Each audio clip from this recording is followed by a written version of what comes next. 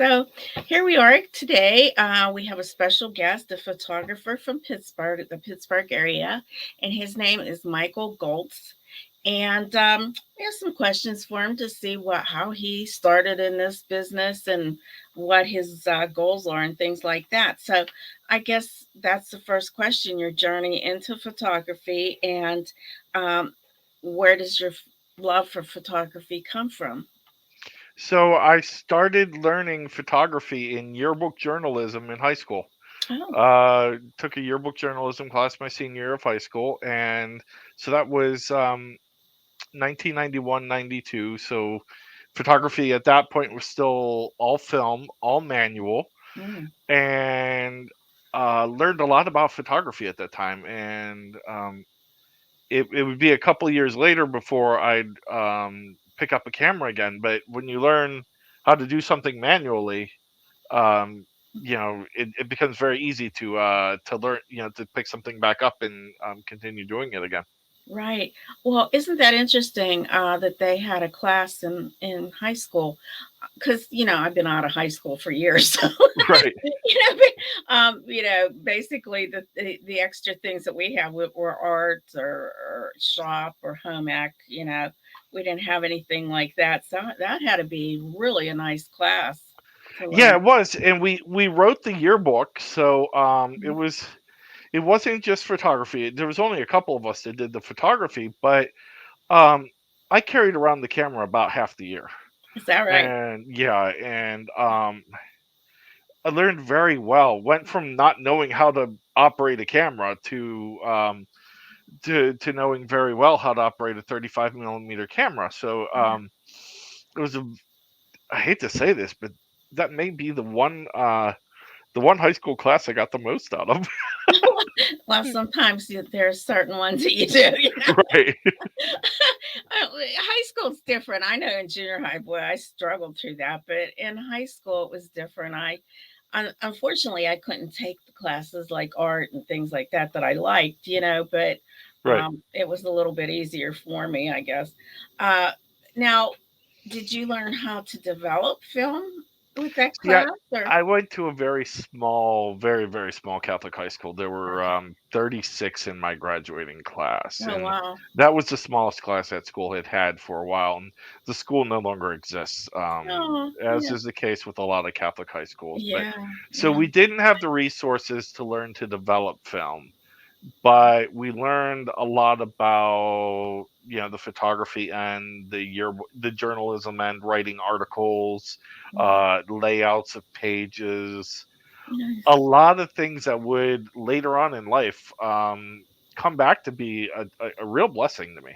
Yeah. Yeah.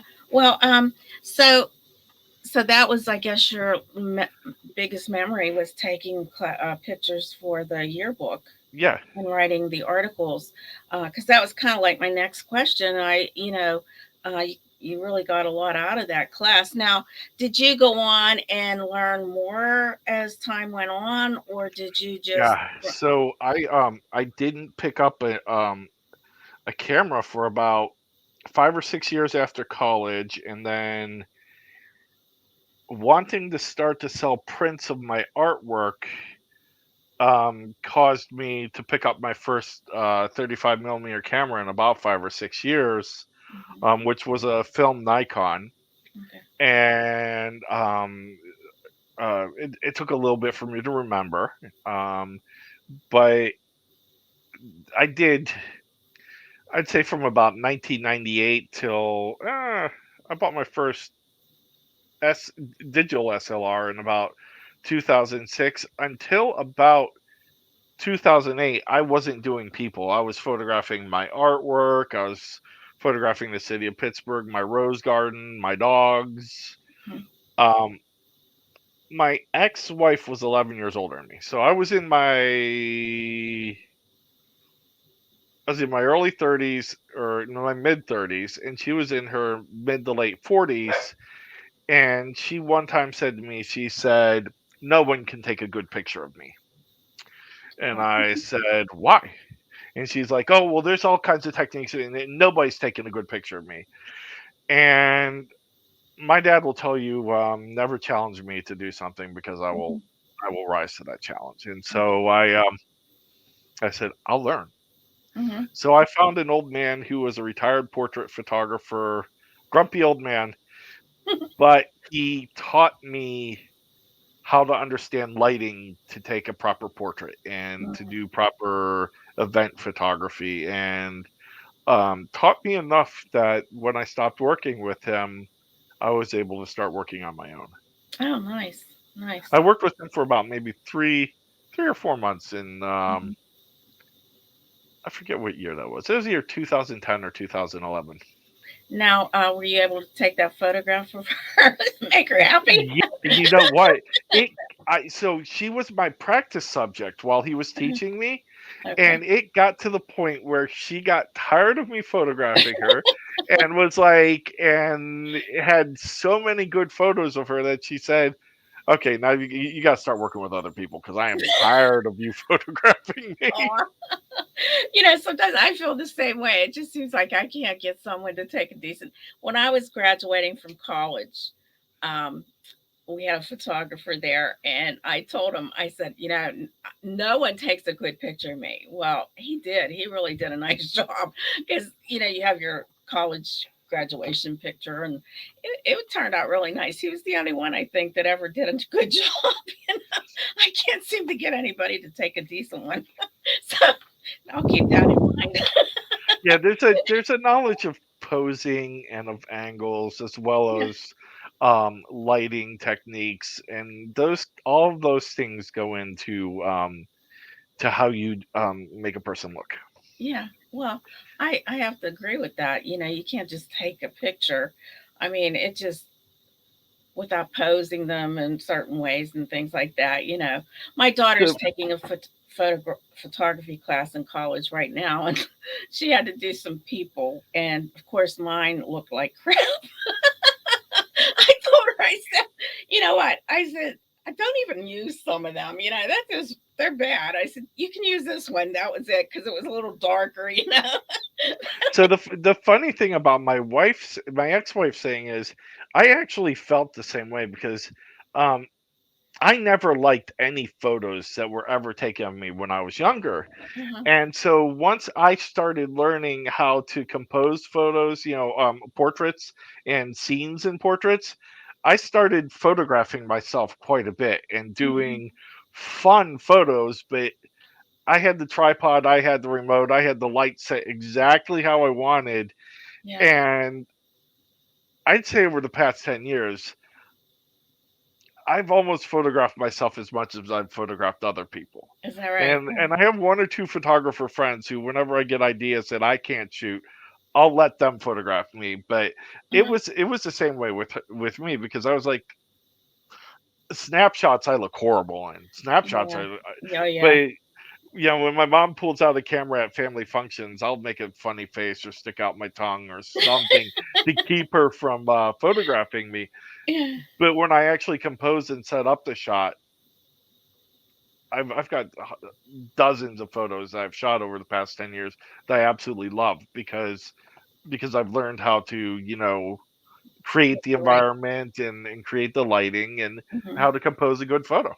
Yeah, I think that's important. It's just like anything, even in art. I mean, you Right. have to compose it, a certain way, and it's all a reflection of the same thing. Right. Uh, Yeah, yeah, it's just like art, the yeah, composition, and there's yeah, so much that goes into it right, that um if you do it right, it can turn out looking beautiful. nice. Yeah, that's great. Yeah, that's a neat, understanding because, like I said, I don't understand why people have such a hard time with me. So somebody's not doing something right. But I think that you have, the lighting and everything that has to be involved with that, the setup. So, well, can you tell me, like, what kind of uh, photography you enjoy most? Is it like events or portraits, or is there a special type of? I really enjoy events, Mhm. and most photographers are of one or two mindsets when it comes to events, especially weddings. Mhm. They either love them or they fear them like, like it's the end of the world. A lot of studio photographers, because you have so much control in the studio. You Mhm. can, you have so much control over the light. If a photo doesn't look good, you can retake it. Um, but when you're at a wedding and the bride and groom were giving their first kiss, you've And got that, yeah. 3 to 5 seconds to get, a half dozen good photos, and guess what? There isn't a do-over. Yeah. And so most photographers are of one of two mindsets. They either love that stuff, Mhm. or they say, "Yeah, you don't have enough money in the world to pay me to do that." And Mhm. I the first event I photographed, I had no idea how much pressure was on me. Mhm. Was the consecration of the Russian Orthodox Bishop of Pittsburgh. Mhm. Consecration is the same word as the Catholics say ordination. So Okay. the ordination of the Russian Orthodox Bishop of Pittsburgh. And if Mhm. you've ever been in an Orthodox church, there's a wall of paintings, icons that separates the altar from the people. And Mhm. I was the only one on the altar with a camera. I Oh. had no idea how much pressure was on me, but Mhm. I got amazing photos and I absolutely loved it. I was hooked, Oh, at yeah. that point. Yeah. Um, and afterwards, my ex was like, "I know you want to do events, but you really got to get really good with the pose stuff before you can do events. For the formal, photos that go in between the wedding and the reception, Oh, yeah, yeah. Yeah. which are my least favorite part of the wedding. Those are just Yes. so boring to me." It's more fun, I guess, being spontaneous, huh? Yes, I would think so. Yeah, I would think that would be kind of boring too. And then, like, there's always somebody that closes their eyes when you snap it, or yeah. you Which know. is why I tend to take about 6 or 7 for each pose for those, Mhm. to make sure that I've got a good copy. Yes, I could understand. I could understand that. So, do you have like a favorite camera that you use or favorite lens that you use? Yeah, I've got believe it or not, I've got 5 digital SLRs as Oh, well as a film one. My favorite camera is my primary camera. It's a Nikon D850. It makes really big files, 45 megapixels, which are wow. double the size of most people's cameras are 24 megapixels.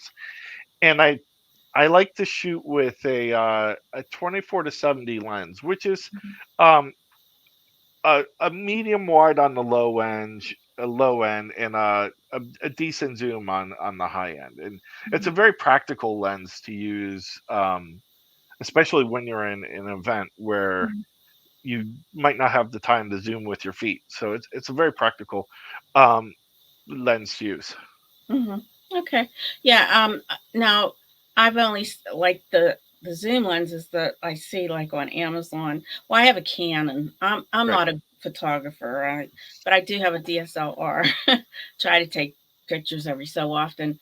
But those some of those zoom lenses are like $2,000. It's pretty Yeah, and what expensive. I got a used 70 to 200 lens last summer, Hmm. or not the no the used one I got was the 14 to 24 used. It was $1,100.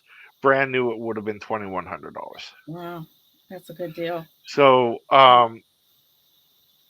Yeah. so yeah, some of my lenses are a little pricey. Yeah, well, I think like if you're into something like that, the equipment's always expensive. Um, if you saw my art room and all the stuff I have, I mean,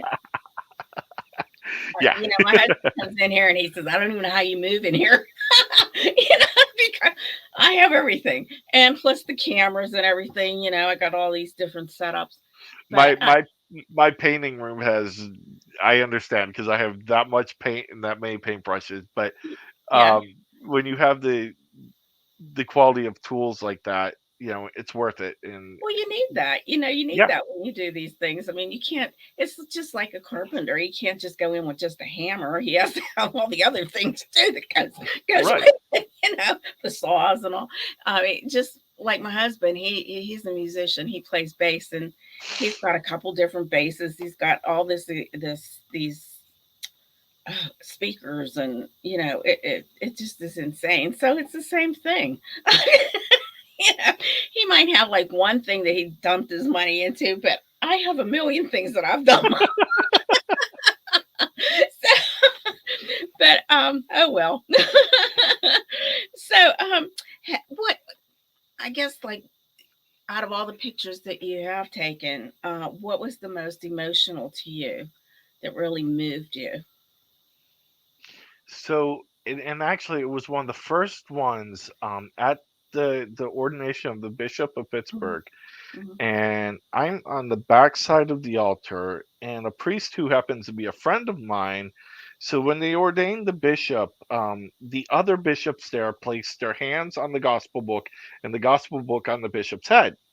oh, okay. And right at that moment, my friend Father John Zenak grabs my bicep, pushes me into place, and says, "Get that photo." Oh, And I said, and it was at a place in the church which is a very sacred space that I was a mhm, little afraid to stand at, right? yeah, And I looked at him and he's like, "Don't argue with me, get that photo." yeah, So it was of the gospel book on the bishop's forehead, I mean on the bishop's head, uh-huh. and you could read the writing on the pages of the gospel book. Oh, well, And when I opened, when I opened the photo, that evening, it was open to his favorite verse in the gospel. oh my, And that was just like, wow, wow, that was a wow yeah, moment to me. yeah, wow, There were a couple other experiences I had.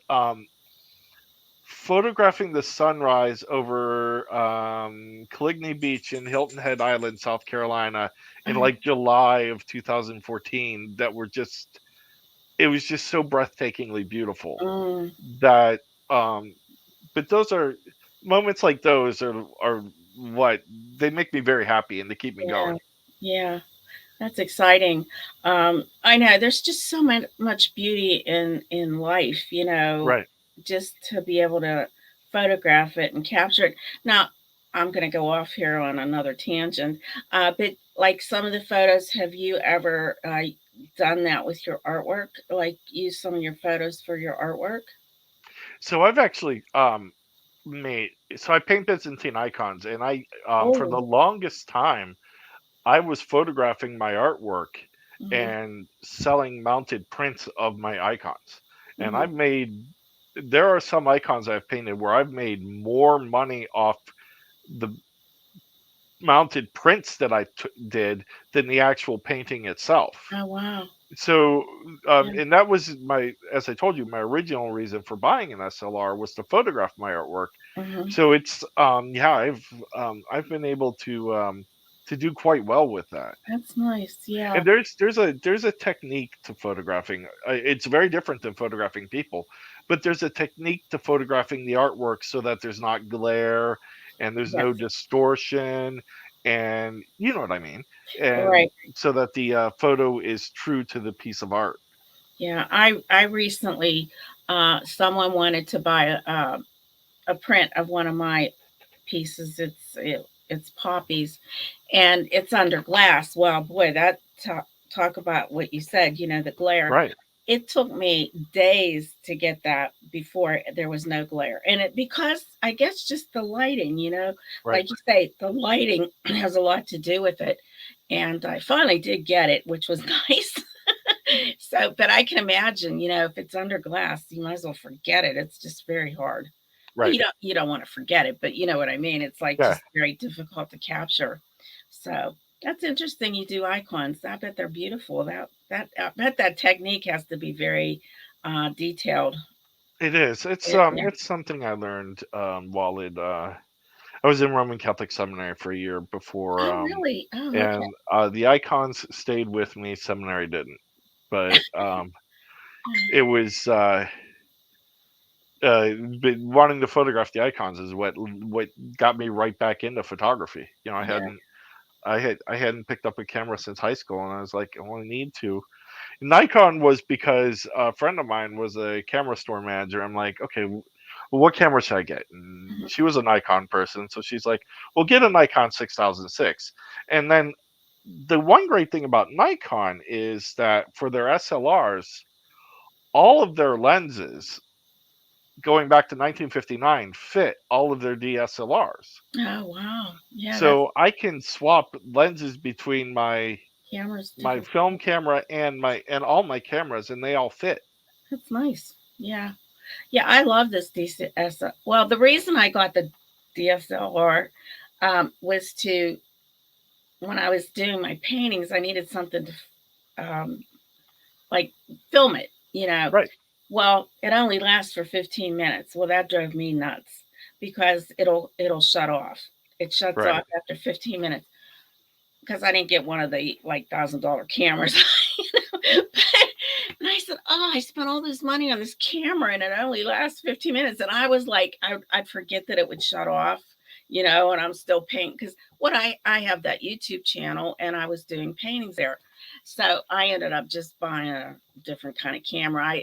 Someone bought me a camera as a gift, and then I got another one. But it's interesting how these DSLRs are, you know, and I love the camera. I mean, it's a Canon, but I love it. It's still, you know, but a lot of photographers use Nikon, so Yeah, I don't know. Nikon and Canon, and now Sony, because Sony bought the technology from Minolta, and so all the old Minolta lenses that were really good in the 80s Uh-huh. all fit the Sony cameras. Oh, well, that's nice. Yeah, that's good.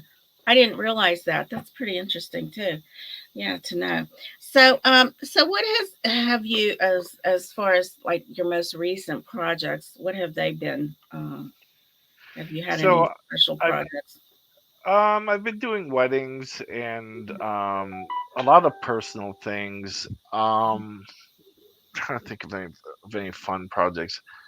Like I said, I'm constantly coming up with new and fun things to do with myself. A friend of mine and I, her mom was a fashion designer or a fashion design student in college, and her mom had a bunch of dresses that she had made in the 60s Oh, that look brand new off the rack, even though they're 60 years old. yeah. So Oh my. we did a number of photo shoots and made a book of her mom's dresses for Oh, her to cool. give to her mom, and that was about a year ago. But that of the things I've done lately, that may have been one of the more fun things Yeah. because because of the personal nature of her mom getting it, and then seeing her mom's reaction to her Oh, daughter modeling her dresses she created and put oh, into a book. yeah. That was a lot of fun. I bet that was interesting. Yeah, I bet that would be cool. Yeah, I grew up in the 60s. I can't remember. I only remember mini skirts and go-go boots. That was what I didn't care so much about the mini skirts, but I did like those go-go boots and I had to have them. But you know, just the times, you know, and how they've changed. It's interesting.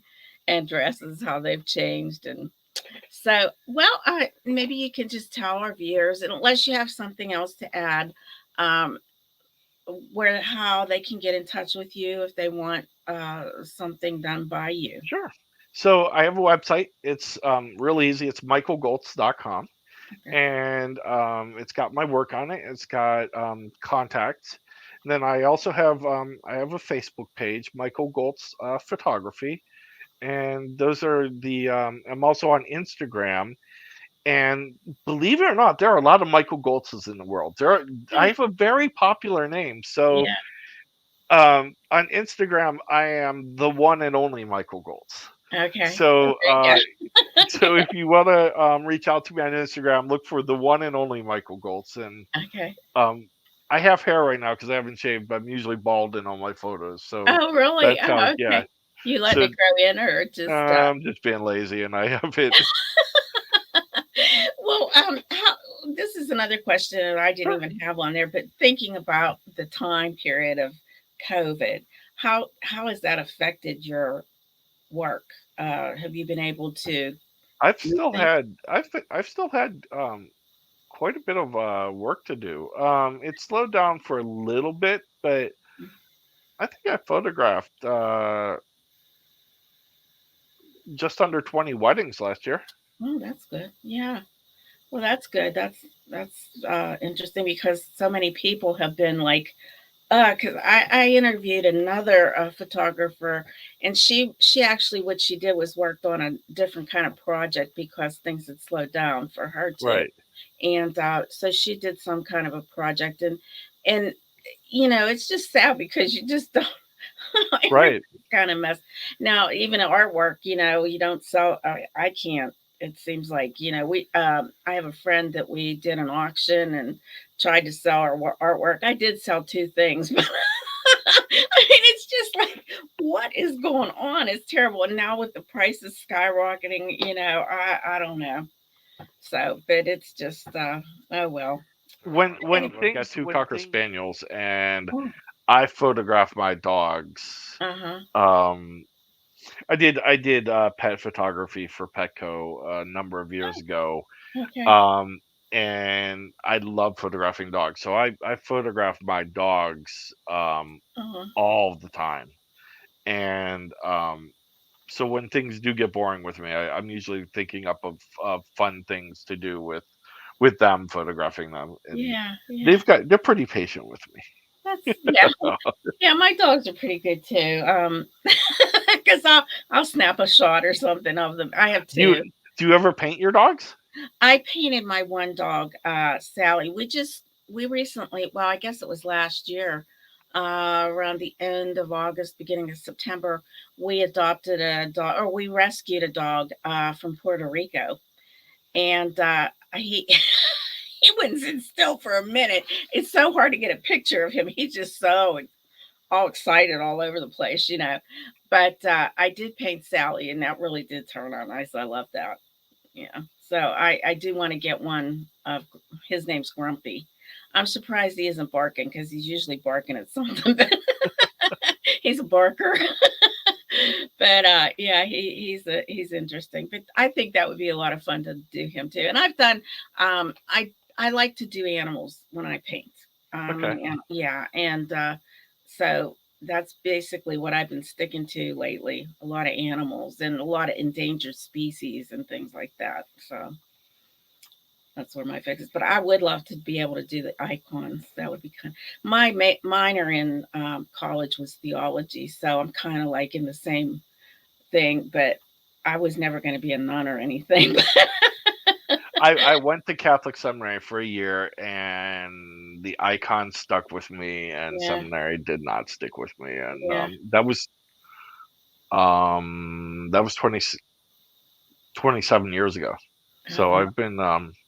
I've been doing them for quite a while now. Yeah, that's nice. Do you have those on your website? So I had them on a website up until about 2016 when I got divorced, Mhm. and then I took the website down because I had a lot of I just couldn't deal with it at the time. Yeah, Um, that's a I shame. might eventually I might eventually put them back up. Yeah, yeah, it's hard. Divorce is hard. Yes. Yeah, I'm divorced and remarried. So that's one of the reasons I guess I didn't become a nun. I can't Sure. even I can't even go to communion. So, but I love theology. I just love, you know, Well, that's what icons are, painted theology. yes, yes.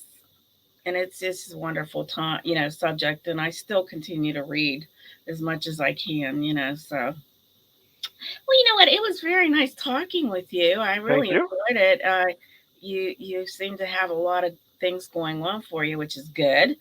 As far as your painting and your photography, and we'll make sure we get all those links in the description for our interview here. And Thank you for interviewing me, and yeah, I really enjoyed this. for the opportunity to share what I do. Yes, well, I decided to interview people from Pittsburgh, no matter if they're artists or musicians or photographers, whatever they might be, because people don't realize how many talented people are in Pittsburgh. At least I don't even know, like there's just so many. And I thought it would be kind of nice just to let people know about that. Right, I've been listening for about the past year. I've been going to a lot of um, performances of local Pittsburgh bands I've never even heard of, Yeah. and I've been blown away by how good these Talent. musicians are Yeah. and the level of their quality. So that's been a joy to me, Yeah. to experience. Yeah. There's so many talented people. Um, my my husband's in a band. He was in a band previously. Well, he's in a band now that's pretty fun. Um, he was in a previous band during COVID. It kind of like broke up. And my son-in-law's in a band, two bands, or many bands actually. The Derek Woods band. I don't know if you've ever heard of that. And this Cromer's band. That's the one my husband's in. He's in a couple other ones that are kind of just they play um, like around a holiday or something special. And it's just like I enjoy music. I mean, that's what kind of got me back into my artwork, because it kind of is inspiring. Right. So anything that can inspire you. And I love to listen to all kind of stuff. And you brought up COVID earlier. That was one of the things that me and a number of my friends started missing the most during COVID was just being able to go out, and whether it's go out to a bar and have a beer or Yeah, hear live music played. So in the yeah, past year or so, since things have started opening up again, I've made I've made quite an effort to at least once a month, sometimes two, three times a month, go out and hear a live band play, and yeah. that's been very enjoyable. Oh, yeah, it is. It is really good.